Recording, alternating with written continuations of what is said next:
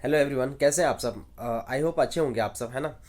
चलिए, आज मैं जो है डिस्कस करने वाला हूँ इसरो के बारे में। इसरो का एग्ज़ाम कैसे क्लियर किया जाए, इसरो के लिए कौन कौन से कोर्सेज को पढ़ने की ज़रूरत है और इसरो के लिए क्या क्या ध्यान में रखा जाए, इन मुद्दों पे हम चर्चा करेंगे आज, ठीक है।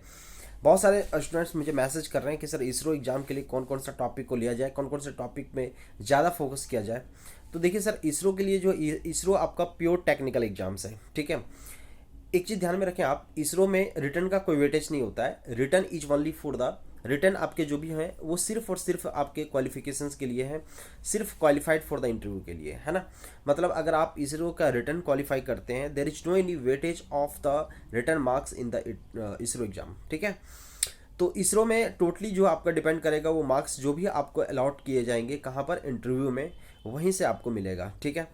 मैं 5 टाइम्स इसरो का इंटरव्यू दे चुका हूँ, तो मैं अपना इंटरव्यू थोड़ा सा मैं बता सकता हूँ कि आगे मैं वीडियो लेक्चर में आपको बताऊँगा इसरो का इंटरव्यू में क्या क्या पूछा जाता है।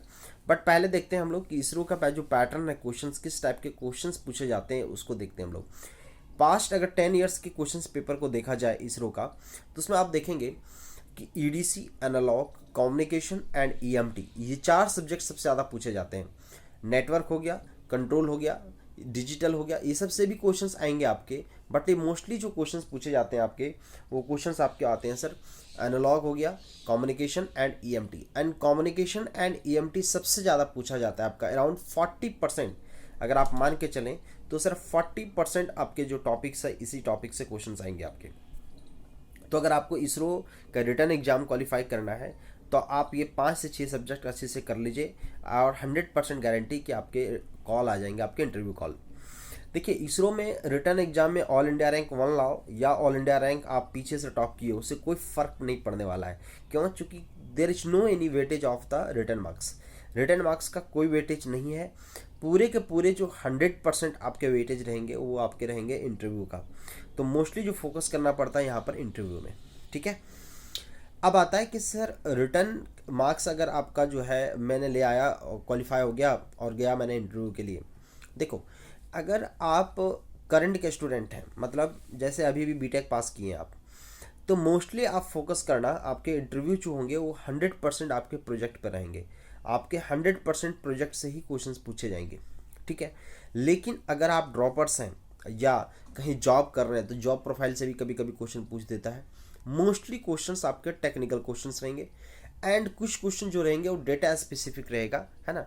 कुछ क्वेश्चन डेटा स्पेसिफिक रहेंगे, कुछ क्वेश्चंस आपको जो दिया जाएगा वो ऐसा क्वेश्चन रहेगा, जैसे मान लो कि communication system, what is the wireless communication system, what is the wireless communications, AWGN क्या है। उसके डेप्थ में फिर बोलेगा कोई सर्किट बना दो, जैसे बोल दिया कि PLL डीमॉडुलेशन जो करते हैं FM PLL मेथड से, उसको एक्सप्लेन करो। उसका कभी कभी डेरिवेशंस जो है इस तरह से क्यों लाते हैं, इन सब मुद्दों पे भी पूछा जाएगा आपसे। तो इस टाइप के क्वेश्चन पूछ दिए जाते हैं।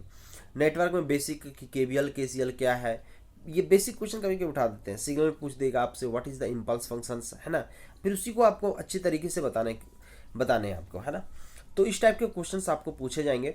अच्छा, थोड़ा सा जो है इसरो में एक चीज़ है, लैंग्वेज मैटर करता है, क्योंकि इसरो में मोस्टली जो होते हैं जो भी आपके इंटरव्यूअर होते हैं, वो मोस्टली जो है साउथ इंडियंस होते हैं, तो वो प्रीफर करते हैं इंग्लिश लैंग्वेज में ही। तो आप कोशिश कीजिए कि इंग्लिश लैंग्वेज में ही आप उसका आंसर दें, तो वो ज़्यादा बेनिफिशियल्स होगा आपके लिए, है ना। तो इस गाइज इसरो के लिए सबसे ज़्यादा ध्यान में रखना है। इसरो के लिए जो सबसे ज़्यादा इंपॉर्टेंट है वो है आपका EDC, analogue, communication and EMT। और सबसे ज़्यादा जो इंपॉर्टेंट इसमें चारों में से बोला जाए तो communication and EMT। Around 40% questions will ask from these 2 subjects, communication as well as EMT, है ना। सर क्वेश्चन कैसे लगाना है, देखो क्या करो, जो प्रीवियस ईयर गेट के क्वेश्चंस हैं, और गेट के क्वेश्चन एक बार जरूर लगा लेना, क्योंकि 1-2 क्वेश्चंस आपके डायरेक्टली आ जाते हैं। दूसरा, इंजीनियरिंग सर्विसेज के भी ऑब्जेक्टिव क्वेश्चन थोड़ा सा देख लो आप, उससे ज़्यादा नहीं, बट प्रीलिम्स के थोड़ा सा देख सकते हैं आप। प्रीवियस ईयर जो गेट के क्वेश्चंस हैं उसको थोड़ा सा लगा लेना है। ये सब करने के बावजूद आप क्या कीजिए, इसरो का प्रीवियस 10 साल का पेपर, उस 10 साल के पेपर को अच्छे से लगा लीजिए, पता चल जाएगा आपको कि आप कहाँ एग्जिस्ट कर रहे हैं सर, है ना। तो प्रीवियस ईयर गेट के क्वेश्चंस एंड इसरो के प्रीवियस ईयर क्वेश्चंस, उसको ज़्यादा मोस्टली लगाना है आपको। और ज़्यादा से ज़्यादा आप क्वेश्चंस को लगाएं, जितना ज़्यादा आप क्वेश्चंस को लगाएंगे उतनी अच्छी आपकी रैंक आएगी, है ना। सो बी श्योर, एक चीज़ों का ध्यान रखेंगे। यहाँ फिर से मैं बोलूँगा, वेटेज कभी भी इसका रिटर्न मार्क्स का नहीं होता है। ओनली वेटेज होता है आपका किसका, इंटरव्यू सेक्शंस का। तो मोस्टली ध्यान रखेंगे आप क्या, इंटरव्यू सेक्शंस आपका अच्छा होना चाहिए, और इंटरव्यू सेक्शंस पे ही जो मार्क्स मिलेंगे उसी के अनुसार से आपका फाइनल सिलेक्शंस होगा, है ना। इसलिए रिटर्न निकालने के बाद खुश मत हो जाना, है ना। चलिए, thank you so much, bye bye.